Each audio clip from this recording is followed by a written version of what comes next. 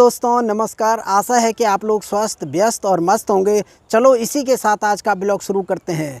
इस समय मैं कोटद्वार शहर में हूँ और कोटद्वार के कुंभी चौड़ इलाके में हूँ और मौसम की बात करें तो यहाँ धूप लगी है। हमारे परम मित्र हैं CS धुलिया जी। हमने ओमरॉन की जो मशीन ली थी, आपने कहा था कि मैं उसको उस पर भी बिजली के द्वारा चलने वाला बना दूंगा उसको, तो मैं मशीन लाया हूँ। तो आप उस पर लगा देंगे क्या बिजली का? हाँ, लगा देंगे। तो उसमें लगाने के लिए क्या चाहिए आपको? उसके लगाने के लिए एक एडोप्टर चाहिए और उसका सॉकेट चाहिए।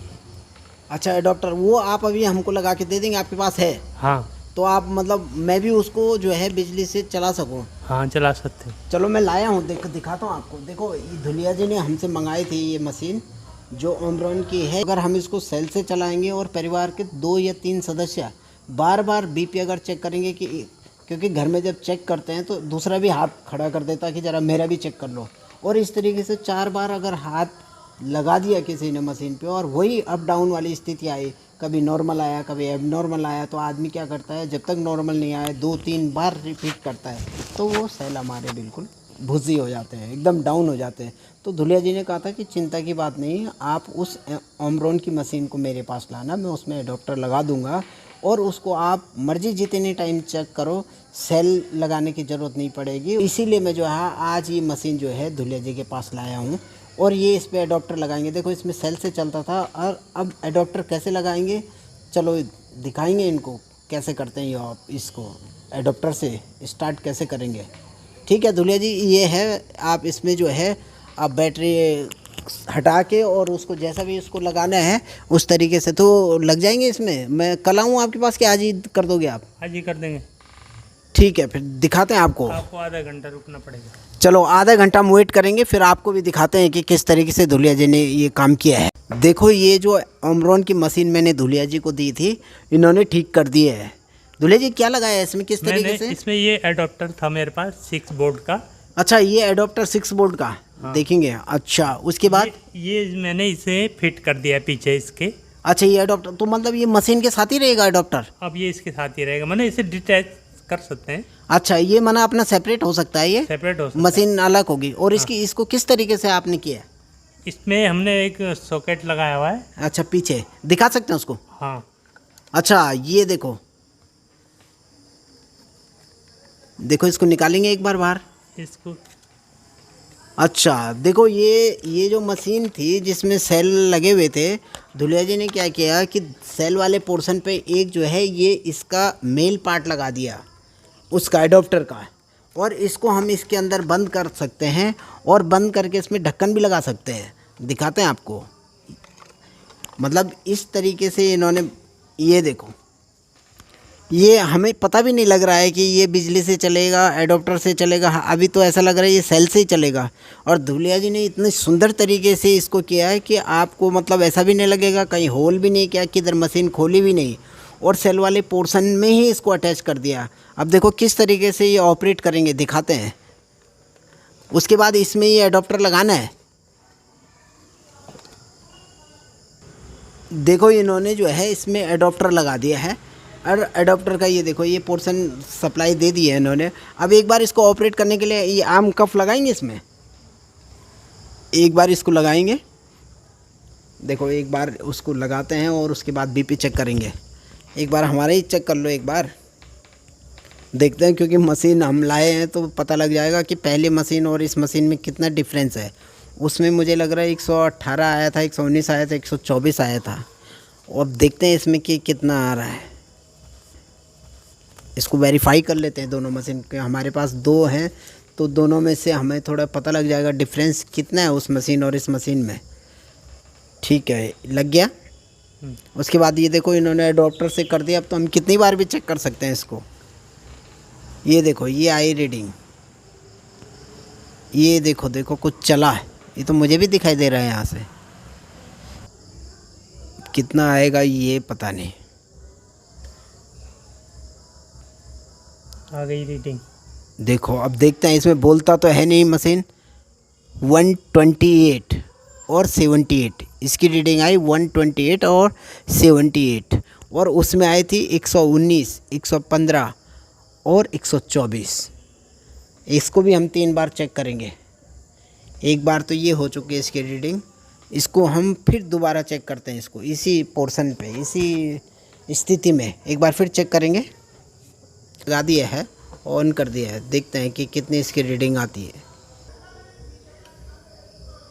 115, मुझे ऐसा लग रहा है 115 है, उल्टा दिख रहा मुझे, नहीं देखना। 112/76। 112/76, उसमें आया था 115 और 124 आया था उसमें। अभी इसमें मशीन में तो बोलता नहीं आपका बीपी नॉर्मल है, ये तो हमें देखना पड़ेगा कि हमारा बीपी क्या है। अब तीसरे time, first time, second time और थर्ड टाइम कंसिडर करेंगे तीनों की रीडिंग को इसी पोजीशन में।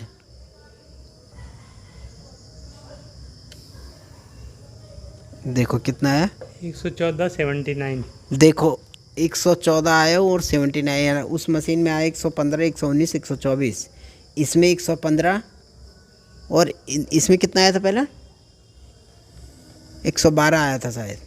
112 इस समय कितना है? इसमें 114, 112, 114 और 124, लेकिन तीनों रीडिंग नॉर्मल थी।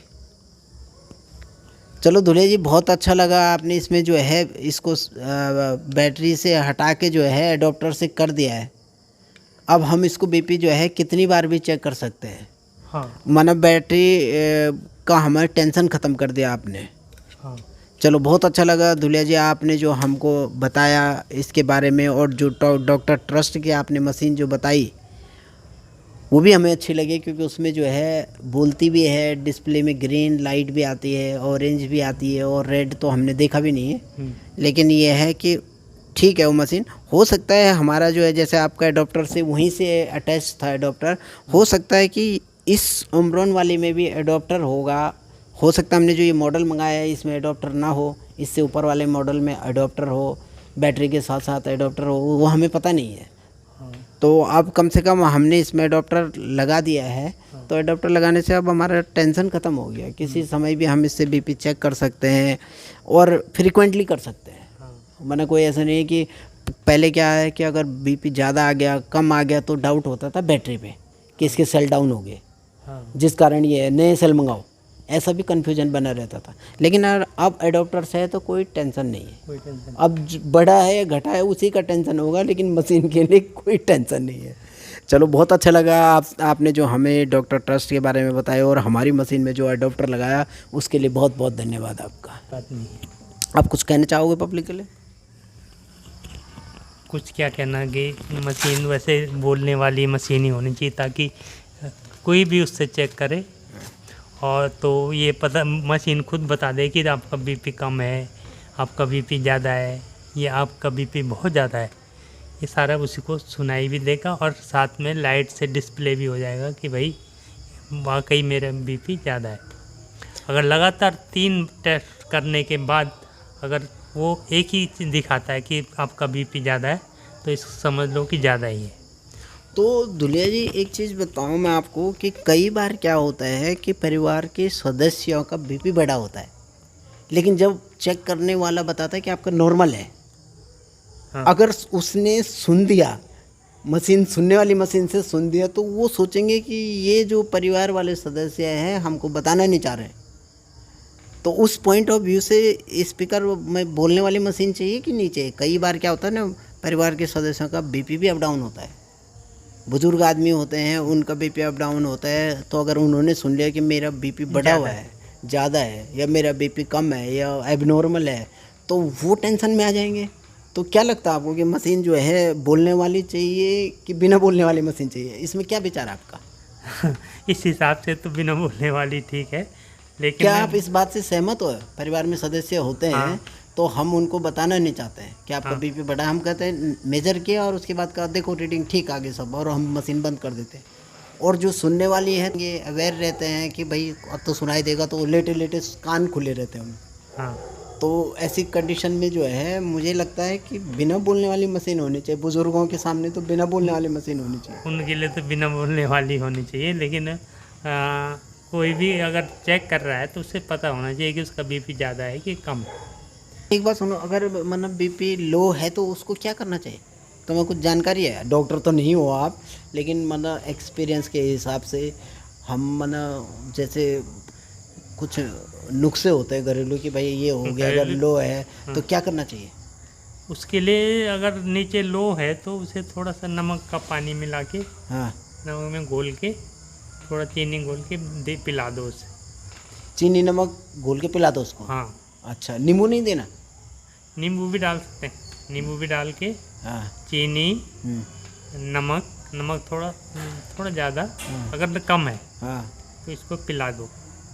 अच्छा, कुछ लोग कहते हैं कि कॉफ़ी भी पिलाते हैं, अगर लो है तो बोलते हैं कि कॉफ़ी पिला लो, पनीर खिला कॉफ़ी लो, चाय पिला दो। चाहिए है ना? हाँ इस तरीके से हाँ, हो सकता है। ऐसा भी कहते हैं ना। और ज़्यादा हो गया तो? और ज़्यादा हो गया तो ये चीज़ें नहीं देनी, नमक वाली चीज़ें बंद कर देनी। हाँ। बंद, सिर्फ उसको नींबू पानी पिला दो बिना नमक डाल के। बिना नमक के नींबू पानी पिला दो। हाँ अगर बड़ा है तो। हाँ, और घटा है तो बिना नींबू खाली बिना नमक के दे दिया तो फिर और घट जाएगा। मैंने बड़ा है तो घटेगा ना। बड़ा है तो घटेगा, अगर- और जिसका घटा हुआ है उसको नींबू पानी दे दे तो और घटेगा नीचे, बढ़ेगा ऊपर को। उल्टा ही यार ये तो। हाँ, जिसका बड़ा है नींबू पानी दे के घट रहा है और इधर नींबू पानी दे के बढ़ रहा है। नींबू पानी में नमक डाल रहे हैं, नमक है मेन असली। अच्छा, असली नमक है। हाँ, और नींबू पानी में नमक डाला तो बढ़ जाएगा और नमक हटा दो तो घट जाएगा, हट जाए। यही कहना चाह रहे हैं। हाँ, चलो, बहुत अच्छा लगा। वो देखो हमारा देखो हमने भी सुना हुआ है, वैसे एग्जैक्ट तो डॉक्टर ही बताएंगे क्या कर सकते है ना। हाँ, घर में घरेलू डॉक्टर। नहीं, मैं यही कहना चाह रहा था। देखो हम डॉक्टर तो है नहीं, लेकिन हमने जो परिवार में सुना है, लोगों को देखा हुआ है, उस एक्सपीरियंस के बेस पे बस पूछ रहे हैं हम आपसे कि मतलब थोड़ा बहुत, कुछ नहीं तो अब अचानक किसी को ऐसा पता लगा कि बीपी लो हो गया, अचानक हाई हो गया, तो क्या करें? घर में तो कुछ डॉक्टर को पास जाने में तो काफ़ी टाइम लग जाएगा। इससे पहले जो सुने में तो ठीक है। दुल्हा जी, बहुत अच्छा लगा जो आपने जानकारी दी और मशीन के बारे में बताया और मेजर किया, बहुत अच्छा लगा। इस बहुत बहुत धन्यवाद आपका। इस ब्लॉग को यहीं समाप्त करते हैं, मिलते हैं अगले ब्लॉग में, तब तक के लिए नमस्कार।